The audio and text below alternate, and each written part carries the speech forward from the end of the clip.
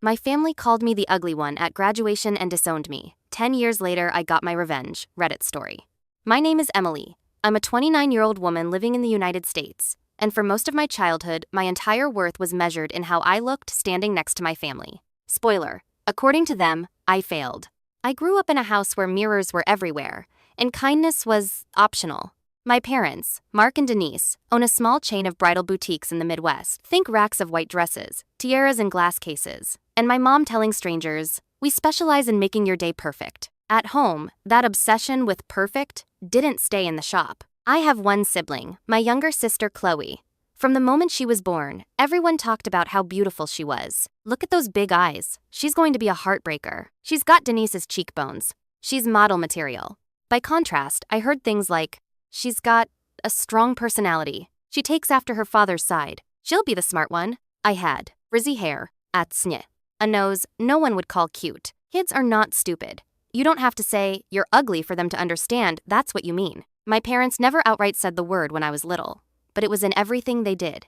When friends came over, Mom would introduce Chloe as my little princess and me as our bookworm. If someone said, "Your daughters are both so pretty," she'd smile and say, "Well, Chloe definitely got the looks. Emily got the brains." It sounds harmless until you hear it 100 times. By middle school, Chloe was doing pageants and dance competitions.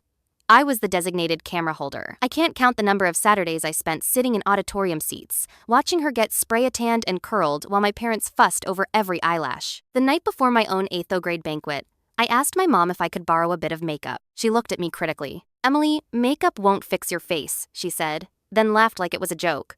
"Besides, you don't want to try too hard. People respect confidence." I went to that banquet with mascara. I bought myself an dress from the sale rack that I'd saved 3 months of allowance to buy. Chloe, who was 10, wore a more expensive dress to sit in the audience. High school didn't magically get better. Chloe, a grade below me, was in cheer and Instagram pretty before Instagram was even big. Boys noticed her. I was the funny friend at best. At home, my parents became more direct. When I got braces, my dad said, "Good, maybe that'll balance out the rest of your face." When I cut my hair short because I wanted to change, my mom said, "Oh honey, that emphasizes your nose." That was a mistake. It wasn't just my looks either. Everything was comparative. My A in biology?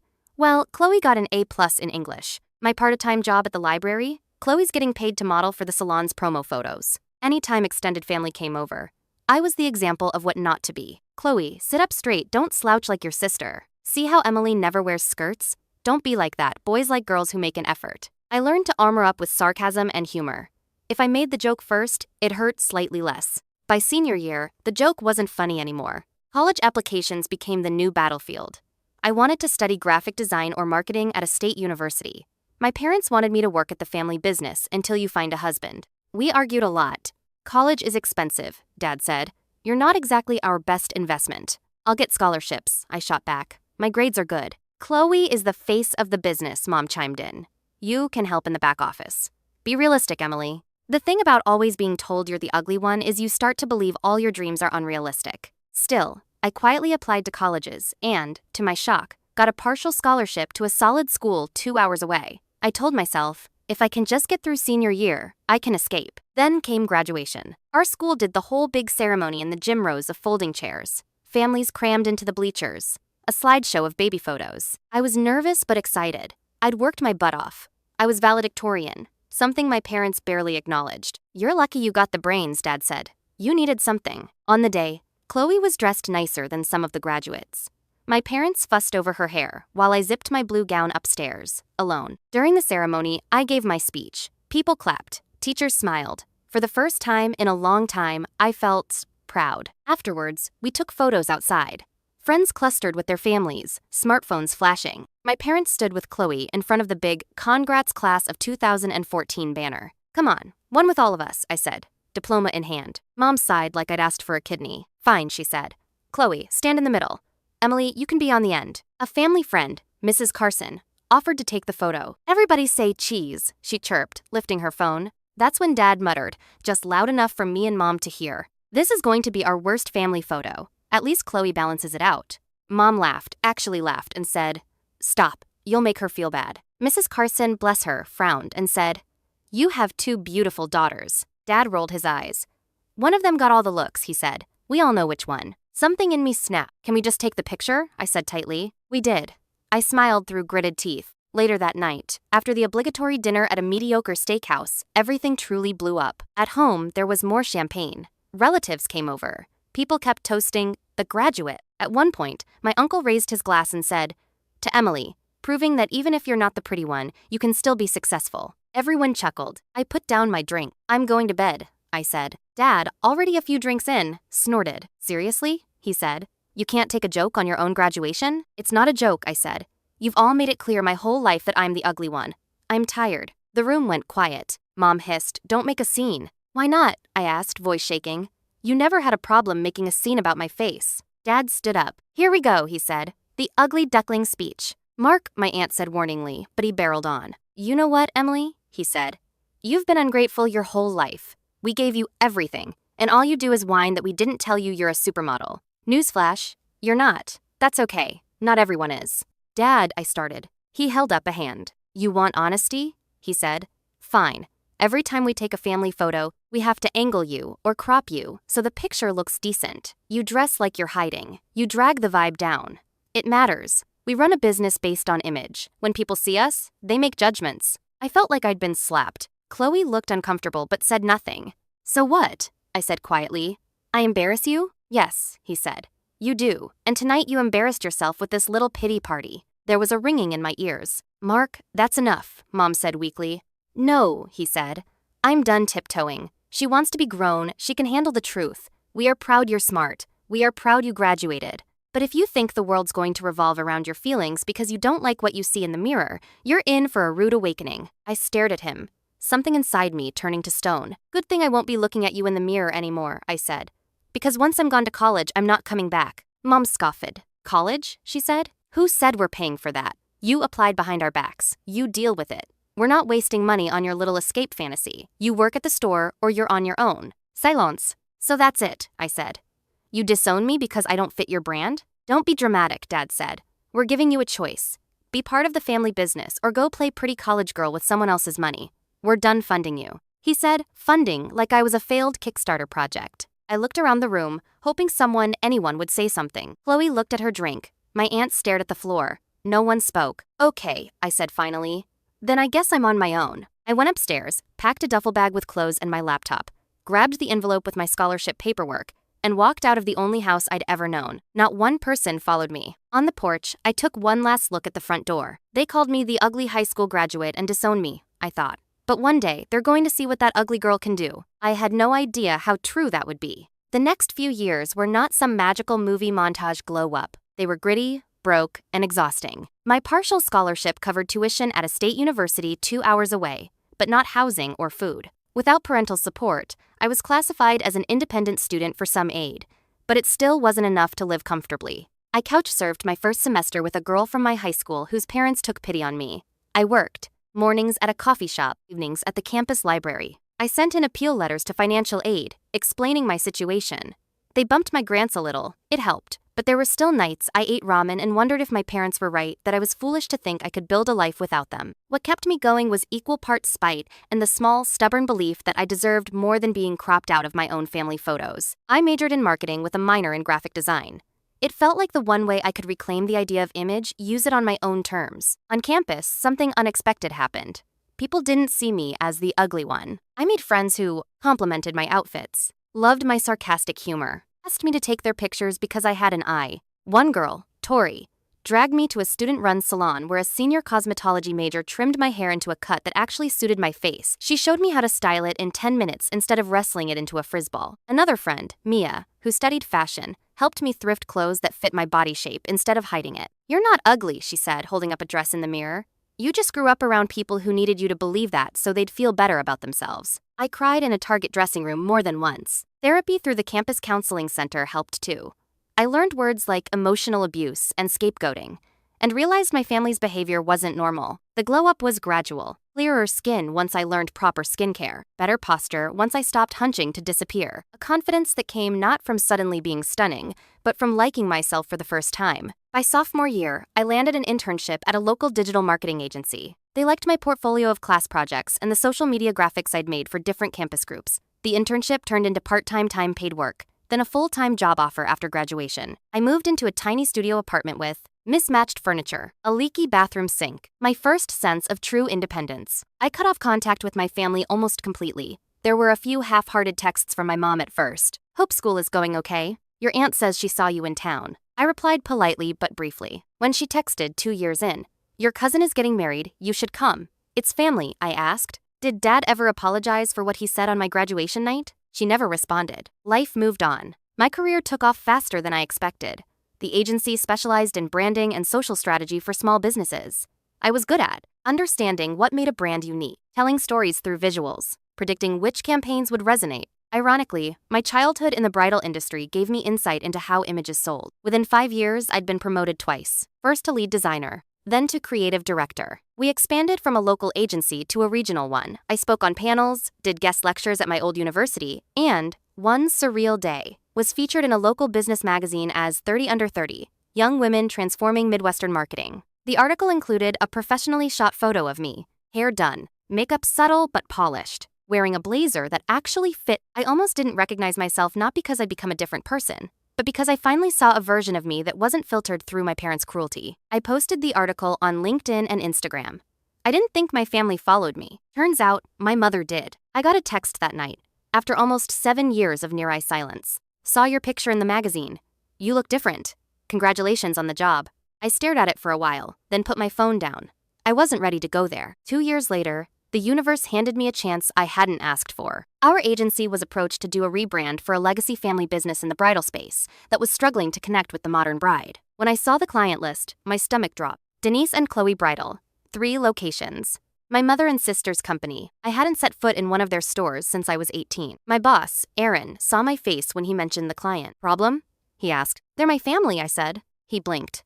Oh, is that going to be an issue? I thought about it carefully. Professional me can handle it, I said. But you should know they're not exactly my biggest fans. He shrugged. Well, if anything, you have insider knowledge, he said. They specifically requested a female L&D team that understands modern women.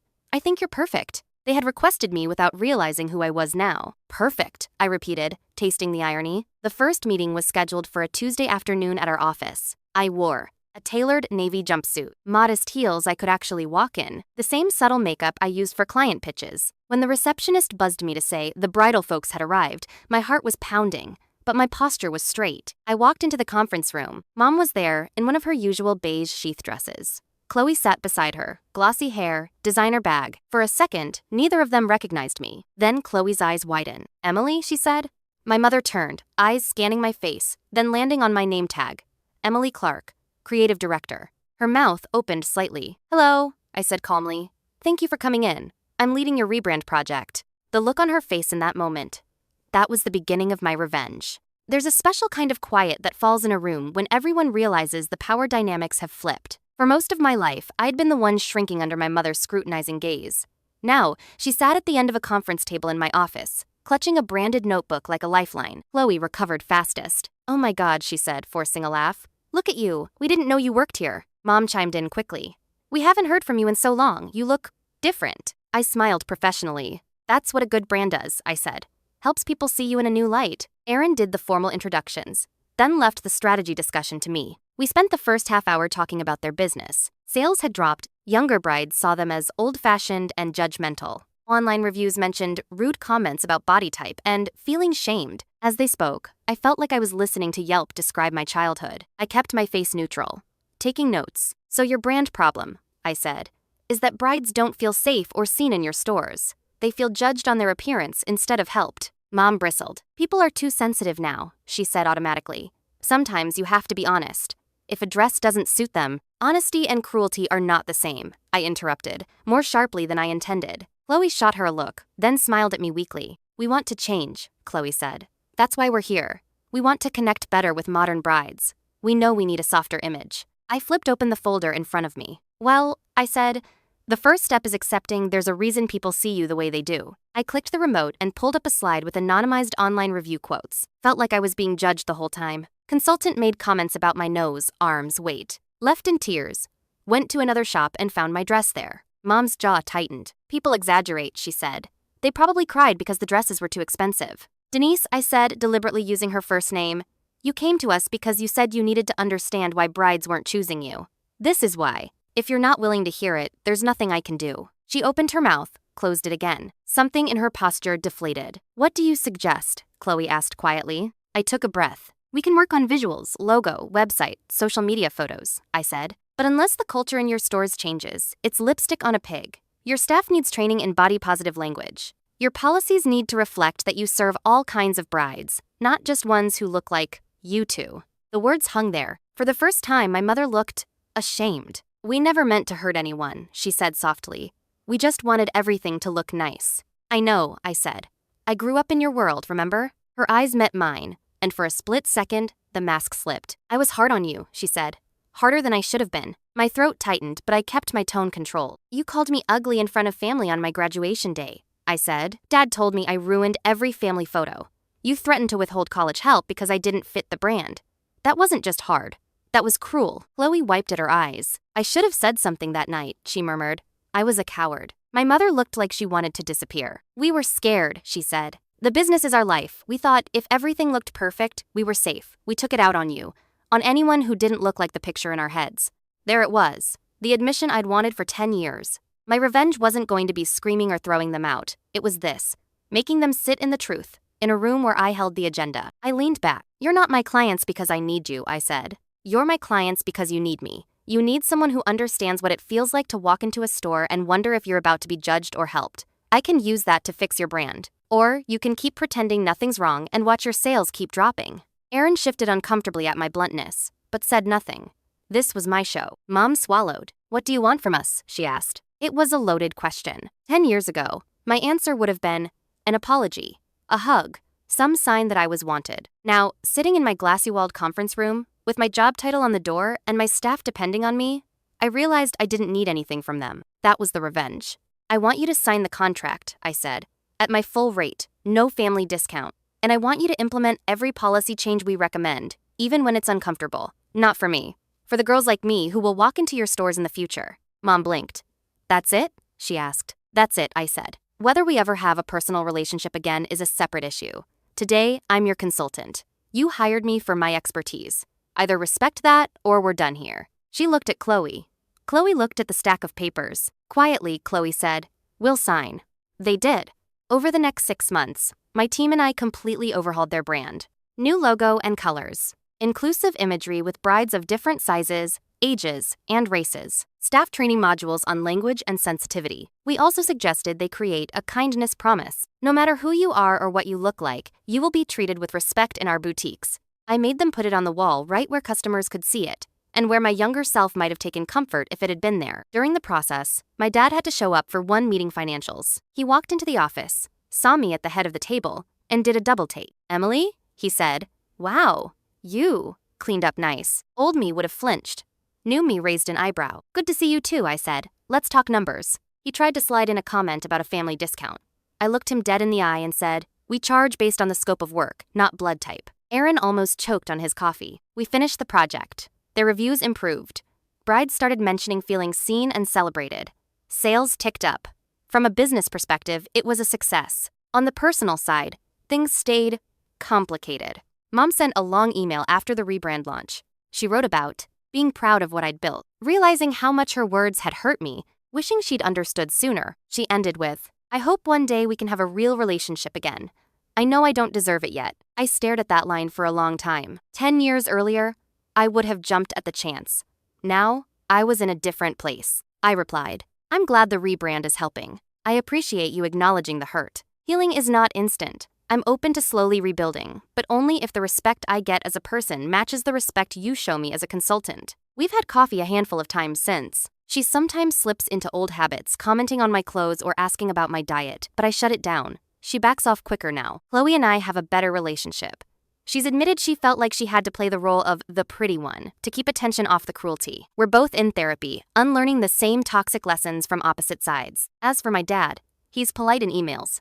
That's about it. I'm okay with that. People hear this story and expect some dramatic scene where I scream, "Look at me now," in their faces. My revenge was quieter, becoming everything they said I couldn't. Holding the power in a room they had to walk into humbled, using my experience to force them to confront the damage their obsession with image had done. Most importantly, my revenge was building a life where their opinions no longer decide my value. I still have bad days. I still sometimes look in the mirror and hear echoes of old insults. But then I remember, the girl they called the ugly graduate is the woman they had to hire to save their business. So I'll ask you, was I wrong for keeping the relationship with my parents mostly professional, charging them full price, and not rushing to forgive them after they disowned me and called me ugly at my own graduation? Would you have taken the money and walked away, or tried to rebuild a family bond more than I'm doing? Tell me what you think in the comments.